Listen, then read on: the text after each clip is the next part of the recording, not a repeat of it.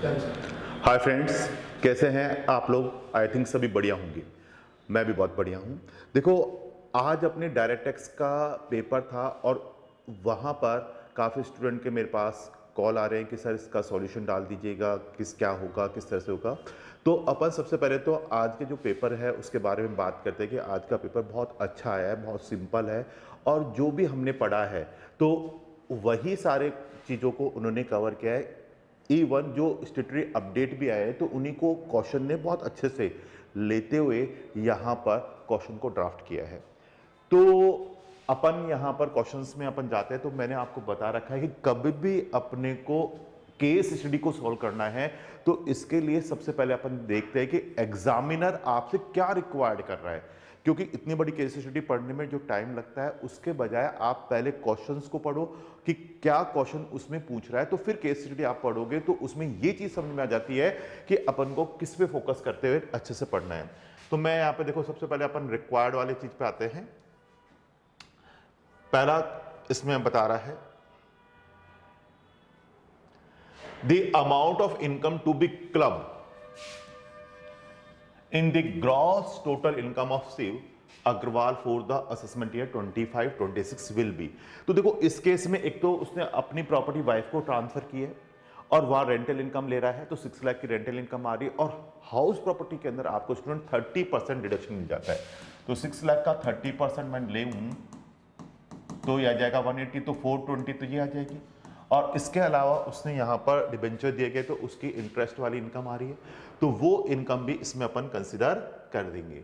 तो वो इनकम इसने गिफ्ट में दिए हैं अपने, तो उनको कंसिडर करते हुए अपन इसमें बात करेंगे। तो 1 लाख की तो ये इनकम आ जाएगी और जो 50,000 पर मंथ रेंटल इनकम उसकी आ रही है वो हमें इसमें कवर करनी होगी। तो ये क्लब करते हुए तो आंसर आपका आ जाएगा इसमें ए, 4,20,000 under the head income from house property and 1 lakh under the head income from other sources। तो बहुत ज़्यादा सिंपल क्वेश्चन था, क्लबिंग से रिलेटेड था और क्लास में अपन ने इस तरह के क्वेश्चंस भी किए हैं। In respect of consideration paid from a flat and account pay bank draft Shiv Agarwal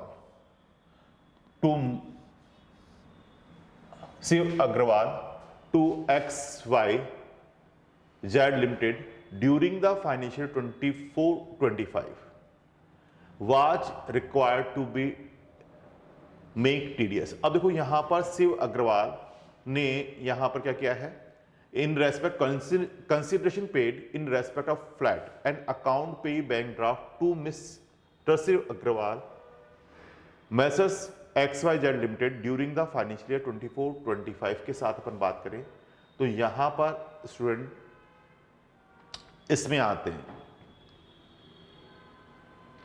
mister Shiv Agarwal in respect of a piece of land on by him enter into a registered agreement for development of real estate project in the financial 2021 with messrs XYZ limited, a real estate developer.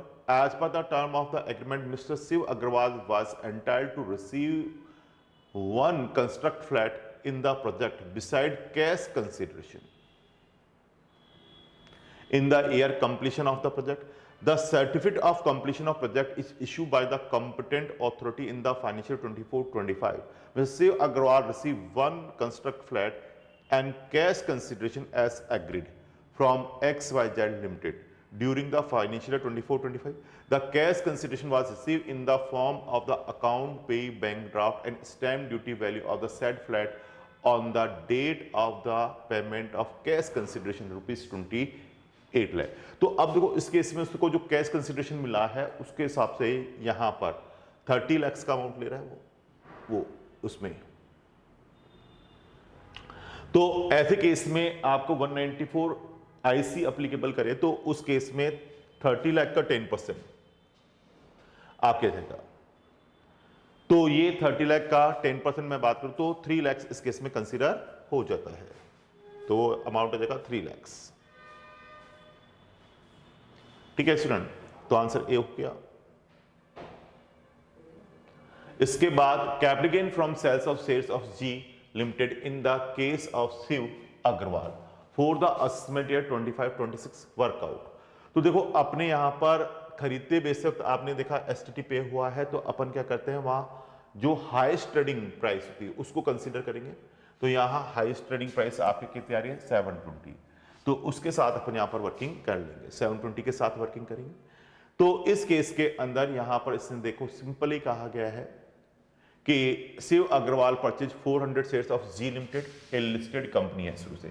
तो ऐसे case में highest trading price अपन इस case में लेके चलेंगे, और उसने यहां पर 450 में परचेज किए हैं, और इसके साथ साथ अपन इसके 710 ये कंसिडर लेके करेंगे, और इसने बेचे गए 5 लाख में, तो सेल्स कंसिडरेशन तो 5 लाख हो गया। और कॉस्ट ऑफ एक्विजिशन यदि 1 Feb 2018 से पहले है, तो ऐसे केस के अंदर हमें जो लेना है वो क्या जाएगा 5 लाख, तो फुल वैल्यू ऑफ कंसिडरेशन हो गया।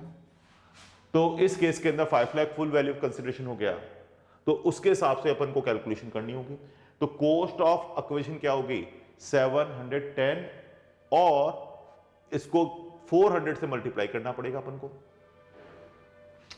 400 शेयर से ना तो मल्टीप्लाई करेंगे, तो उसके अकॉर्डिंगली अपन को चेक करना है, तो हमारी कॉस्ट उससे आ जाएगी। तो मैं आपको बता दूं इसको कैलकुलेशन करके,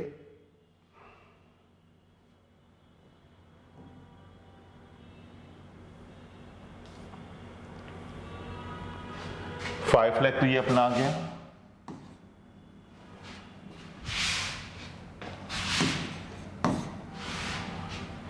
तो 5 लाख आ जाएगा। और उसमें अपन ने पढ़ा है कि कॉस्ट ऑफ एक्विजिशन, जो कॉस्ट ऑफ एक्विजिशन आ रहा है, और इसके साथ साथ अपन देखते हैं fair market value as on 31 January 2018, जो कि आपके हाईएस्ट ट्रेंड 710, और 400 शेयर से अपन मल्टीप्लाई कर लेंगे, जो वैल्यू आएगी उसको देखेंगे।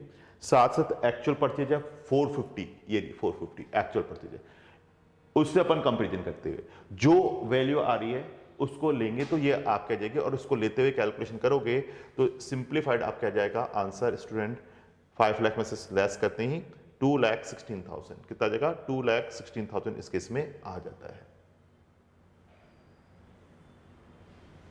2,16,000 ये आ जाएगा। इसके बाद आ रहा है in the given fact in case of Shiv Agarwal in respect of the assessment year 23-24 which of the following statement is correct. Shiv Agarwal is not eligible to file to update return. देखो इसका यहां पर असेसमेंट ईयर कौन सी की बात कर रहे हैं अपन, असेसमेंट ईयर 23-24 की बात कर रहे हैं, तो 23-24 में अपन बात करते हैं। तो इसका ब्लैक मनी में इसको क्या हो चुका है, foreign assets under the black money undisclosed income and assets, इसको assessing officer his the position of the information in respect of the undisclosed foreign assets under the black money and disclose of assets and the imposition of the said information has been enclose with the notice with the assessment year आपको दे दिया गया है। तो एक बार assessment open हो गया तो फिर उस केस में वो अपडेट रिटर्न फाइल नहीं कर पाएगा। इसके बाद आगे आते हैं स्टूडेंट केस, इसमें अपन लेके चलते हैं यहां पर। Next, in respect of the information of raw material of expenses 5 lakh है बाय KDPL जो आ रहा है, which following statement is correct in respect of penalty impose false entry. तो सीधी सी बात है, फॉल्स एंट्री की अपन पेनल्टी की बात कर रहे हैं, तो जिसको मिस रिपोर्टिंग ऑफ माना जाएगा, और मिस रिपोर्टिंग में 200% of tax amount, misreporting 270A के अंदर आपकी जाएगा, तो इसमें 200% ऑफ द टैक्स अमाउंट इस केस में आ जाती है। अब ये कह रहा है the inflation of the raw material expenses 5 lakh by KDPL amount, तो this matter is tax evasion, किसमें जाएगा, सीधा सीधा टैक्स इविजन में कवर होगा, ये तो सीधा सिंपल है। Penalty impose in respect of disallowed of the setup of brought forward business losses, जो कि आप कह रहे हैं 10 lakh for the assessment year 23-24 in the intimation under section 143(1). Intimation में कभी पेनल्टी नहीं लगती, पेनल्टी कब लगती है 143(3) से लगती है, तो 139(1) में आप रिटर्न फाइल करिए,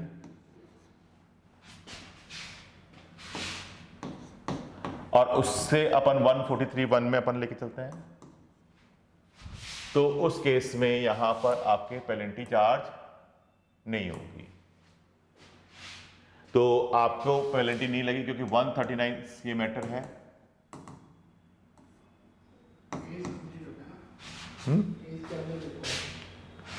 तो 139 1 से यदि अपन 143 1 कर रहे हैं तो उसमें कोई पेनल्टी नहीं लगती, नो पेनल्टी, कोई पेनल्टी नहीं लगेगी, है ना। फिर इसके बाद आता है यहां पर अपन बात करते हैं बिजनेस ट्रस्ट का। अच्छा एग्जाम्पल क्वेश्चन दिया गया, ये क्लास में भी करा रखा है मैंने आपको, ये पूरा का पूरा वही है जो क्लास के अंदर अपन ने आरटीपी के साथ कवर किया था, अपने नोट्स में भी दे रखा है।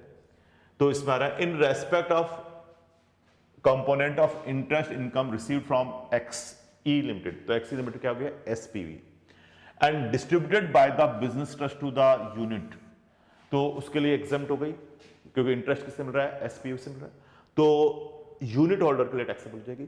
तो यूनिट होल्डर ये तो रेजिडेंट है तो 10% की रेट रहेगी प्रकाश के लिए, और इसके लिए एस जॉन के लिए रहेगी 5%, क्योंकि नॉन रेजिडेंट तो 5% की रेट हो जाएगी। Answer is the C. इसके बाद अपन बात करते हैं in respect of short term capital gain 5 lakh on sales of listed shares, तो आपको पता है 23 जुलाई 2024 से शॉर्ट टर्म कैपिटल गेन पे रेट हो गई 20%, तो आंसर हो जाएगा डी। इसके बाद अपन आते हैं dividend component of income received from XE limited and distributed to unit holder. अब देखो कंपनी ने यहां पर यदि एसपीवी ने 115 बीएए ले लिया, 115 बीबीए ले लिया, तो यहां पर बिजनेस ट्रस्ट के तो लिए एग्जम्प्ट है, लेकिन शेयर होल्डर के लिए टैक्सेबल हो जाएगी, तो would be exempt in the hand of the business trust, और शेयर होल्डर के लिए क्या जाएगी, टैक्सेबल, यानी यूनिट होल्डर के लिए क्या जाएगी, टैक्सेबल है। तो मैंने क्लास में आपको लिखा रखा है पूरा का पूरा प्रोविजन, ये वही आपके करता है। But in the given fact of the interest of 2 lakh paid by the business trust on the rupee denominated bond, the business trust would be liable to A, deduct income tax 5% on rupees 2 lakhs। अब S John citizen India का है ही नहीं, तो India का citizen नहीं है तो सीधे सीधा नॉन रेसिडेंट, क्योंकि इंडिया में आया ही नहीं, तो स्टेटस क्या हो जाएगा उसका, नॉन रेसिडेंट। स्टेटस क्या आ जाएगा उसका, नॉन रेसिडेंट। इसके बाद अपन बात करते हैं यहां पर, ये मैंने स्टेटरी अपडेट में भी आपको कराया था और अपने पीडीएफ में भी दिया था, मैंने कहा नया पॉइंट जुड़ा हुआ है आपके, आएगा ही आएगा। तो business of operating of passenger cruise ship in India, तो प्रेजम्पटिव इनकम लेके चलेंगे कितना परसेंट, 20%, 20% आपको प्रेजम्पटिव इनकम लेंगे, तो ये आंसर हो जाएगा बी इस केस में। तो प्रेजम्पटिव इनकम आपको इसमें कंसिडर करनी है इसमें, तो answer is the B. AZ India limited and Indian company wholly owned subsidiary of XY, तो इस केस में अपन बात कर रहे हैं तो किस तरह से वर्किंग करेंगे। तो यहां पर ये आपको बता रहा है कि यहां पर एक तो उसके पास 36% है, और वो इसके ऊपर पूरा का पूरा क्या है, यहां पर इसने बता दिया अनरिटेड, इसके बाद इंपोर्ट ऑफ दिस में also incurred the marketing and broad expenses है। तो ये इस केस में अपन बात कर रहे हैं सब्सिडरी हो गई, तो यहां पर दोनों ये क्या हो गए आपके, मोस्ट अप्रोप्रिएट आंसर पूछ रहा है कि क्या लेके चलेंगे, तो खरीद के बेच रहा है तो मोस्ट अप्रोप्रिएट आ जाएगा resales price method, resales price method.